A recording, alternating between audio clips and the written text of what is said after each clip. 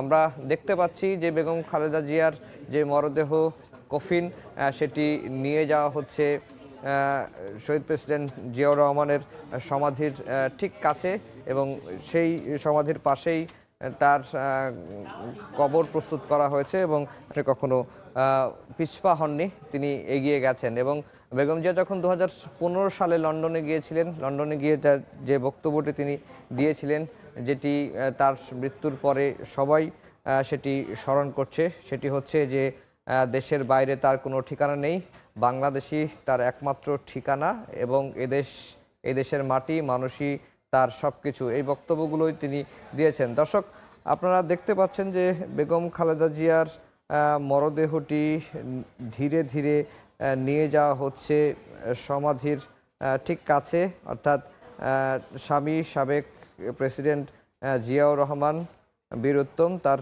কবরের পাশেই তাকে সমাহিত করা হবে এবং সেভাবে কবর প্রস্তুত করা হয়েছে। সেই দৃশ্যটি আপনারা দেখতে পাচ্ছেন। আজকে সকাল থেকেই আমাদের সহকর্মীরা রাজধানীর বিভিন্ন পয়েন্ট থেকে আমাদেরকে খবর দিয়েছেন। বেগম খালেদা জিয়ার জানাজা এবং দাফনের খবর এখনও দিচ্ছেন।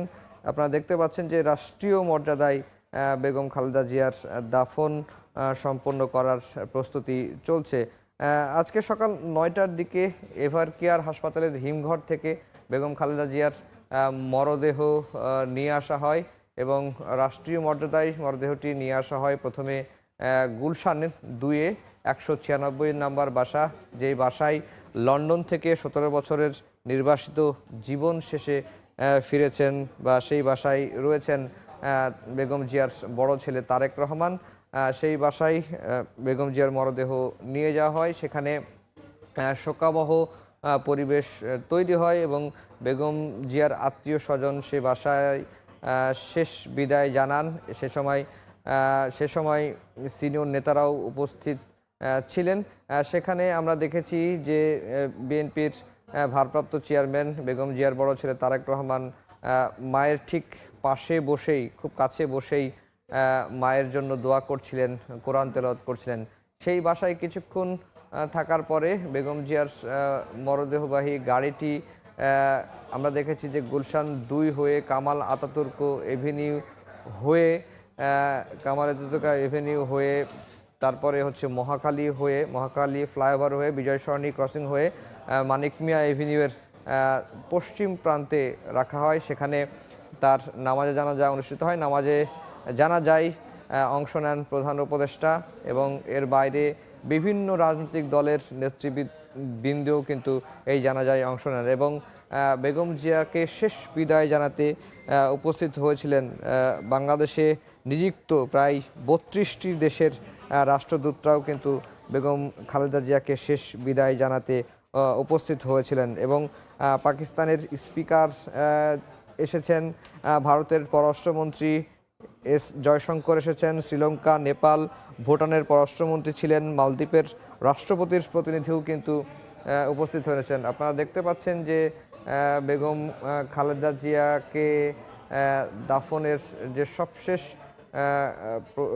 পরিস্থিতি আপনাদেরকে টেলিভিশনের স্ক্রিনের মাধ্যমে আমরা দেখানোর চেষ্টা করছি। এখন তাকে গার্ড অফ অনার দেওয়া হবে। 1971 সালে মুক্তিযুদ্ধের সময় 1971 সালের 2 জুলাই বেগম জিয়াকে রাজধানীর সিদ্ধেশ্বরীর একটি বাসা থেকে গ্রেফতার করে নিয়ে রাখা হয় সেনা হেফাজতে। আমরা সেই ঘটনাটি জানি এবং বেগম জিয়া নারী মুক্তিযোদ্ধা হিসেবেই তার দলের নেতারা পরিচয় দিতেন এবং তিনি যুদ্ধবন্দী হিসেবেই ছিলেন, এই বিষয়গুলো আমরা জানি। এবং বেগম জিয়ার গণতন্ত্রের জন্য যে সংগ্রাম, দেশের মানুষ এবং মাটির জন্য তার যে আপোষহীন মানসিকতা, আপোষহীন যে অভিযাত্রা, সেটির আজকে সমাপ্তি হলো। যেটি আমি বারবারই বলার চেষ্টা করছি যে বেগম জিয়া আর সংগ্রাম, বেগম জিয়ার সাহস, দেশপ্রেমের তিনি অনন্য উদাহরণ এবং তার যে দৃঢ়তা, তার যে সততা, নিষ্ঠা এবং শিষ্টাচারের কারণে তিনি বাংলাদেশের রাজনীতিতে এক অনন্য নজির হয়ে থাকবেন। বেগম খালেদা জিয়া যখন 2014 সালের নির্বাচনের আগে আপনারা দর্শক দেখতে পাচ্ছেন যে বেগম খালেদা জিয়ার দাফন সম্পন্ন করার জন্য সবশেষ যে প্রস্তুতি সেটিই কিন্তু আমরা দেখানোর চেষ্টা করছি। 3 দিনের রাষ্ট্রীয় শোক ঘোষণা করেছে অন্তর্বর্তীকালীন সরকার। আগামী কাল এবং পরশু 2 দিন পতাকা অর্ধনির্মিত থাকবে। আজকে সাধারণ ছুটি রয়েছে। বিএনপির তরফ থেকে 7 দিনের শোক কর্মসূচি ঘোষণা করেছে। দলীয় কার্যালয়গুলোতে কালো পতাকা উত্তোলন করা হবে, কালো ব্যাজ ধারণ করবেন বিএনপির নেতাকর্মী সমর্থকরা। কার্যালয়গুলোতে শোক বই খোলা হয়েছে। আমরা দেখেছি যে গতকালকেই বিএনপির যে গুলশানের চেয়ারপারসনের কার্যালয় রয়েছে সেই কার্যালয়ে শোক বইয়ে বিভিন্ন দেশের রাষ্ট্রদূত এবং বাংলাদেশের বিভিন্ন দলের রাজনৈতিক নেতারা গিয়ে শোক বইয়ে স্বাক্ষর করেছেন। এর বাইরে নয়াপল্টন, গুলশানের বাইরেও সারা দেশের যে কার্যালয়গুলো রয়েছে সেই কার্যালয়গুলোতে শোক বই খোলা হয়েছে এবং যারা বেগম জিয়াকে ভালোবাসেন, বেগম জিয়ার ত্যাগ এবং বেগম জিয়ার দেশের প্রতি যে টান, তিনি একজন নিখাদ দেশপ্রেমিক ছিলেন। শুধুমাত্র জাতীয়তাবাদে বিশ্বাস করেন বা বিএনপির কর্মী সমর্থকই নয়, বেগম জিয়াকে ফ্যাসিবাদ বিরোধী সকল দলের মানুষই, সকল দলই নেতারাই কিন্তু সমানভাবেই শ্রদ্ধা করেন এবং 5 আগস্টের পরে বেগম খালেদা জিয়া জাতীয় ঐক্যের প্রতীক হয়ে আছেন আমাদের কাছে। অর্থাৎ ফ্যাসিবাদ বিরোধী সকল দলই তার সুস্থতার জন্য দোয়া করেছে এবং এটি আসলে নজিরবিহীন ঘটনা যে একটি দলের প্রধান অসুস্থ হয়ে হাসপাতালে ছিলেন অথচ তার জন্য ও তার আদর্শে বিশ্বাস করেন না এরকম রাজনৈতিক দলও আমরা দেখেছি যে আনুষ্ঠানিকভাবে কার্যালয়গুলোতে দোয়া মাহফিল করেছে এবং বেগম খালেদা জিয়ার সুস্থতার জন্য দোয়া করেছেন। কিন্তু আমরা দেখেছি যে সকল কিছু উপেক্ষা করেই মানুষের মৃত্যু স্বাভাবিক, সবাইকেই একদিন যেতে হবে। তিনি বেগম খালেদা জিয়া গতকাল 30 ডিসেম্বর ভোর 6টায় এভারকেয়ার হাসপাতালে শেষ নিঃশ্বাস ত্যাগ করেন এবং এরপরে সারা বাংলাদেশেই শোকের ছায়া নেমে আসে এবং বিভিন্ন দেশের রাষ্ট্রনায়করা, প্রতিনিধিরা তারা বেগম খালেদা জিয়ার জন্য শোক প্রকাশ করে বিএনপি এবং বেগম জিয়ার পরিবারের প্রতি সমবেদনা জানান। যেটি বলছিলাম যে বিশেষ রাষ্ট্রীয় মর্যাদা দিয়েই আজকে এভারকেয়ার থেকে মরদেহ সংসদ ভবন এলাকায় নেওয়া হয়। এখন আপনারা যেটি দেখতে পাচ্ছেন যে বেগম খালেদা জিয়ার দাফন সম্পন্ন করার যে প্রস্তুতি সেটি কিন্তু এখন চলছে। হয়তো আর অল্প কিছুক্ষণের মধ্যেই বেগম খালেদা জিয়ার দাফন সম্পন্ন করা হবে। এর আগে রাষ্ট্রীয় মর্যাদা বা রাষ্ট্রীয় যে সালাম সেটি বেগম জিয়াকে দেওয়া হবে, সেটি রাষ্ট্রের পক্ষ থেকে করবেন।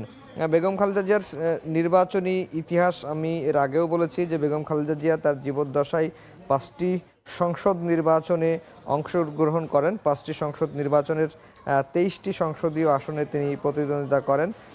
প্রত্যেকটিতেই তিনি বিজয়ী হয়েছেন। শুধু বাংলাদেশি নয়, এই নজির বর্তমান যে আমাদের এই উপমহাদেশে বিরল। শহীদ প্রেসিডেন্ট জিয়াউর রহমানের মৃত্যুর আগে রাজনৈতিক চিন্তাধারা দূরের কথা, রাজনৈতিক কোনো অনুষ্ঠানে তাকে দেখা যায়নি। অথচ শহীদ প্রেসিডেন্ট জিয়াউর রহমানের মৃত্যুর পরেই প্রায় 7 মাস পরে বিএনপির তিনি হাল ধরেন এবং হাল ধরার পরে এরশাদ বিরোধী সংগ্রাম করার পরে প্রায় অর্থাৎ তিনি দলে অন্তর্ভুক্ত হওয়ার 10 বছরের মধ্যেই তিনি 91-এর যে নির্বাচন সেই নির্বাচনে তিনি রাষ্ট্র পরিচালনা করেন। আপনারা দেখতে পাচ্ছেন যে বিএনপি চেয়ারপারসন বেগম খালেদা জিয়ার দাফন সম্পন্ন করার যে শেষ প্রস্তুতি সেটি চলছে। তার বড় ছেলে বিএনপির ভারপ্রাপ্ত চেয়ারম্যান তারেক রহমান সেখানে উপস্থিত রয়েছেন।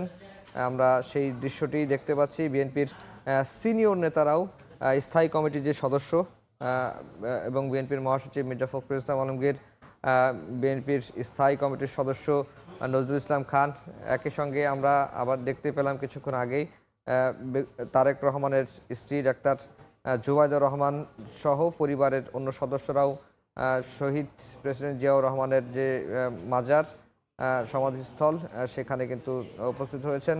আপনারা দেখতে পাচ্ছি জুবাইদা রহমানকে এবং বিএনপি চেয়ারপারসন বেগম খালেদা জিয়ার দাফন সম্পন্ন করার যে শেষ মুহূর্তের যে কাজ সেটাই কিন্তু এখন চলছে, সেই দৃশ্যই কিন্তু আমরা এখন দেখতে পাচ্ছি। বেগম খালেদা জিয়ার যে বিদায়, এটি গৌরবময় বিদায়, আপোষহীন অভিযাত্রার সমাপ্তি আজকে হলো। তিনি সংগ্রাম, সাহস, দেশপ্রেম, সততা, নিষ্ঠা এবং শিষ্টাচারের এক অনন্য উদাহরণ তিনি রেখে গেলেন। দেশের মানুষই ছিলেন বেগম খালেদা জিয়ার পরিবার অস্তিত্ব। দেশের মাটি এবং মানুষের সঙ্গে তার যে গড়ে ওঠা নিবিড় বন্ধন, সেই বন্ধনটি আজকে ছিন্ন হলো। তবে তিনি যে উদাহরণটি রেখে গেছেন, সেই উদাহরণটি বা তিনি যে আদর্শ রেখে গেছেন, সেই আদর্শ ধারণ করেই তার দল বিএনপি, এবং যেহেতু তিনি চেয়ারপারসন ছিলেন এবং তার বড় ছেলে তারেক রহমান দলের ভারপ্রাপ্ত চেয়ারম্যানের দায়িত্ব পালন করে আসছেন, তার বড় ছেলের হাতেই দল এগিয়ে যাবে। বেগম জিয়ার আদর্শ ধারণ করেই দলকে পরিচালনা করবেন, এমনটি কিন্তু রাজনৈতিক বিশ্লেষক বা সাধারণ মানুষ প্রত্যাশা করছে। আপনারা দেখতে পাচ্ছেন তারেক রহমানকে মায়ের কবরের পাশে দাঁড়িয়ে আছেন এবং পাশাপাশি বিএনপির অন্য নেতারাও কিন্তু সেইখানে উপস্থিত হয়েছেন। আমরা সেই দৃশ্য দেখতে পাচ্ছি। একই সঙ্গে ডাক্তার জুবাইদা রহমানকে আমরা দেখতে পাচ্ছি, তারেক রহমানের স্ত্রী এবং তারেক রহমানের মেয়ে ব্যারিস্টার জাইমা রহমানকে দেখতে পাচ্ছি। আরাফাত রহমান কোকো, প্রয়াত আরাফাত রহমান কোকোর স্ত্রীকেও আমরা দেখতে পাচ্ছি ঠিক সমাধি যেখানে বিএনপি চেয়ারপারসন বেগম খালেদা জিয়াকে দাফন করা হলো তার ঠিক পাশেই দাঁড়িয়ে আছেন। একই সঙ্গে আমরা তিন বাহিনীর সদস্যদেরকেও দেখতে পাচ্ছি যে তারা বেগম জিয়ার কবরে মাটি দিচ্ছেন। একই সঙ্গে আমরা দেখতে পাচ্ছি যে স্বরাষ্ট্র উপদেষ্টা তিনিও রয়েছেন সেখানে এবং তিনিও দাফনে অংশ নিয়েছেন। এরপরে আমরা দেখতে পাচ্ছি একজন বিমান বাহিনীর ঊর্ধ্বতন কর্মকর্তা, তিনি সেখানে রয়েছেন এবং এরপরে আমরা অনেক বিএনপির সিনিয়র নেতারাও সেখানে উপস্থিত হয়েছেন। একে একে তারাও বেগম খালেদা জিয়ার যে কবরে সেই কবরে মাটি দিবেন। আমরা দেখতে পাচ্ছি যে বিএনপির মহাসচিব মির্জা ফখরুল ইসলাম আলমগীর, বিএনপির স্থায়ী কমিটির সদস্য মির্জা আব্বাস, তারা এগিয়ে যাচ্ছেন। তারা বেগম খালেদা জিয়ার দাফন অংশ নিচ্ছেন, সেটি আমরা দেখতে পাচ্ছি যে মির্জা ফখরুল ইসলাম আলমগীর তিনি বেগম খালেদা জিয়ার দাফন কাজে অংশ নিয়েছেন। এরপরে রয়েছেন বিএনপির স্থায়ী কমিটির সদস্য মির্জা আব্বাস, নজরুল ইসলাম খান, আব্দুল মঈন খান, তারাও রয়েছেন। বিএনপির ভারপ্রাপ্ত চেয়ারম্যান তারেক রহমান ঠিক পাশেই রয়েছেন, সেটি আমরা দেখতে পাচ্ছি। এবং আইন উপদেষ্টাকে আমরা দেখতে পাচ্ছি, আইন উপদেষ্টা আসিফ নজরুল তিনি কিন্তু সেখানে রয়েছেন, সেটি আমরা দেখতে পাচ্ছি। আর যেটি বলে রাখি যে বিএনপি চেয়ারপারসন বেগম খালেদা জিয়ার যে বর্ণাঢ্য রাজনৈতিক জীবনের যদি মোটা দাগে আমি বলি, তিনি সবসময় গণতন্ত্রের প্রশ্নে, মাটি এবং মানুষের অধিকার আদায়ের প্রশ্নে আপোষহীন থেকেছেন এবং তিনি দেশের মানুষই ছিলেন, তার পরিবার, তার অস্তিত্ব, সংগ্রাম, সাহস, দেশপ্রেম, সততা, নিষ্ঠা, দৃঢ়তা এবং দূরদর্শিতার মাধ্যমে তিনি দেশের কোটি মানুষের হৃদয়ে আশ্রয় নিয়েছেন এবং দেশের মাটি ও মানুষের সঙ্গে তার যে নিবিড় বন্ধন তৈরি হয়েছিল সেটি ছিন্ন হয়েছে। আপনারা দেখতে পাচ্ছেন যে বিএনপি চেয়ারপারসন বেগম খালেদা জিয়ার দাফন কার্যক্রম চলছে, সেখানে পরিবারের সদস্যরা রয়েছেন। আমরা এখন দেখতে পাচ্ছি যে ডাক্তার জুবাইদা রহমানকে, তিনি সেখানে নীরবে দাঁড়িয়ে আছেন। তার পাশেই রয়েছেন ব্যারিস্টার জাইমা রহমান, তাকে আমরা দেখতে পাচ্ছি। আমরা বিএনপির স্থায়ী কমিটির সদস্য গয়েশ্বরচন্দ্র রায়কেও দেখতে পাচ্ছি, তিনি দাফন কার্যক্রমে অংশগ্রহণ করেছেন।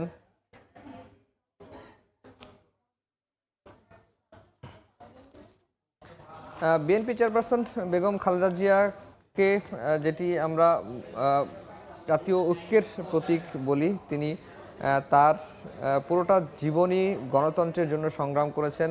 আপনারা দেখতে পাচ্ছেন যে তারেক রহমানের মেয়ে জাইমা রহমানের সঙ্গেই রয়েছেন তারেক রহমান, বা মেয়ের সঙ্গেই তারেক রহমান দাঁড়িয়ে আছেন, সেটি আমরা এখন দেখতে পাচ্ছি। পাশে স্ত্রী রয়েছেন, আর প্রয়াত আরাফাত রহমান কোকোর স্ত্রী রয়েছেন, আরাফাত রহমান কোকোর মেয়ে রয়েছেন, আমরা দেখতে পাচ্ছি, এবং বিএনপির নেতাকর্মীরাও কিন্তু সেখানে রয়েছেন, সেটি আমরা দেখতে পাচ্ছি যে বিএনপির শীর্ষ নেতারা একে একে দাফন কাজে অংশ নিচ্ছেন, সেটি আমরা দেখতে পাচ্ছি।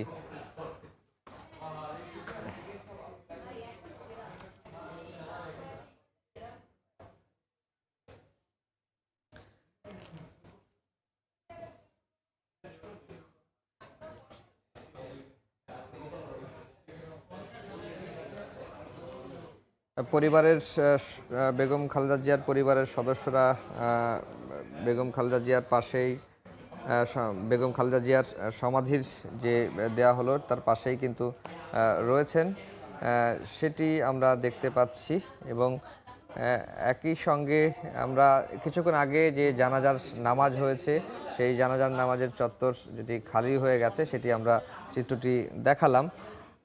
আমরা এখন যেটি দেখাচ্ছি যে বেগম খালেদা জিয়ার দাফন সম্পন্ন হচ্ছে, সেটি আমরা এখন দেখতে পাচ্ছি। এবং সেই কার্যক্রমে পাশে দাঁড়িয়ে আছেন বেগম খালেদা জিয়ার বড় ছেলে বিএনপির ভারপ্রাপ্ত চেয়ারম্যান তারেক রহমান। তারেক রহমানের পাশে তার স্ত্রী রয়েছেন, তার মেয়ে ব্যারিস্টার জাইমা রহমান রয়েছেন, প্রয়াত আরাফাত রহমান কোকোর স্ত্রী রয়েছেন, আরাফাত রহমান কোকোর সন্তানরা রয়েছেন। সেই দৃশ্য আপনারা দেখতে পাচ্ছেন। একে একে বেগম খালেদা জিয়ার দাফন কার্যক্রমে বা কবরে মাটি দিচ্ছেন বিএনপির নেতাকর্মী। এবং 1981 সালের 30 মে বিপদগামী কিছু সেনা সদস্যের হাতে জিয়াউর রহমান শহীদ হওয়ার পরে জাতীয়তাবাদী দল বিএনপির হাল ধরেন বিএনপি চেয়ারপারসন বেগম খালেদা জিয়া, এবং তিনি তখন নিতান্তই একজন গৃহবধূ ছিলেন। আপনারা দেখতে পাচ্ছেন যে সূর্য একেবারে অস্ত যাচ্ছে, ঠিক সেই মুহূর্তেই শেষ বিদায় জানাচ্ছেন বিএনপি চেয়ারপারসন বেগম খালেদা জিয়াকে।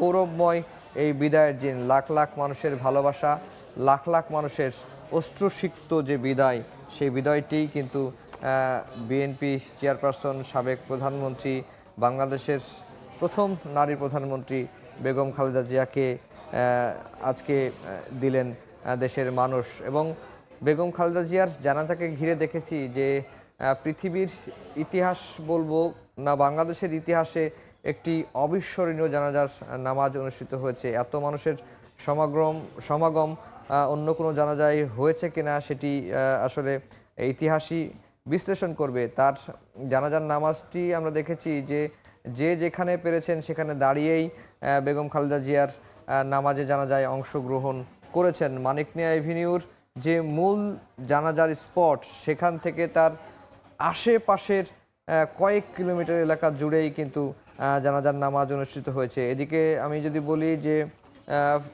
কারণ বাজার থেকে শুরু করে মানিক মিয়া এভিনিউ, ওইদিকে মহাখালী থেকে মানিক মিয়া এভিনিউ, ওইদিকে মিরপুর থেকে যদি আমরা দেখি যে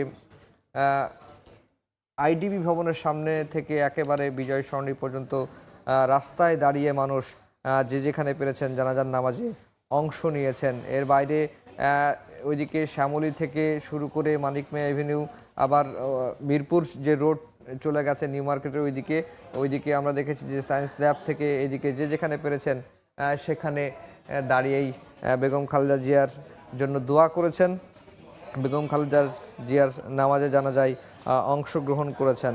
এবং যেটি আমি বারবার যেটি বলছিলাম যে 2014 সালে বেগম খালেদা জিয়াকে তার যে বাসা, সেই বাসায় অনেকটা গৃহবন্দী করে রাখা হয়, অর্থাৎ তিনি যে মার্চ ফর ডেমোক্রেসির আন্দোলনের ডাক দিয়েছিলেন, সেই আন্দোলনে যেন তিনি ঘর থেকে বের হতে না পারেন, সেই কারণে বিএনপি চেয়ারপারসন বেগম খালেদা জিয়ার বাসার সামনে বালুর ট্রাক দিয়ে আটকে দেওয়া হয়। এবং এরপরে আমরা দেখেছি যে তার যে গুলশানের কার্যালয় রয়েছে সেই কার্যালয়ে প্রায় 93 দিন আটকে রাখা হয় এবং বিএনপি চেয়ারপারসনকে অনেকটা অবরুদ্ধ করে রাখা হয় বিএনপি চেয়ারপারসনের কার্যালয়ের সামনে। দর্শক, আপনারা দেখতে পাচ্ছেন যে বেগম খালেদা জিয়ার দাফন সম্পন্ন হচ্ছে এবং ঠিক রাষ্ট্রীয় মর্যাদায় স্বামী জিয়াউর রহমানের সমাধির পাশে বেগম খালেদা জিয়ার দাফন সম্পন্ন যে দাফনের যে কার্যক্রম সেটি একেবারে শেষ পর্যায়ে রয়েছে। এই দাফন কার্যক্রমে বিএনপির ভারপ্রাপ্ত চেয়ারম্যান তারেক রহমান অংশ নিয়েছেন এবং এরপরে আমরা দেখেছি যে সমাধির পাশেই বেগম জিয়ার পরিবারের সদস্য, বিএনপির স্থায়ী কমিটির সদস্য এবং তার যে শুভাকাঙ্ক্ষী তারা কিন্তু সেই দাফন কার্যক্রমে অংশ নিয়েছেন।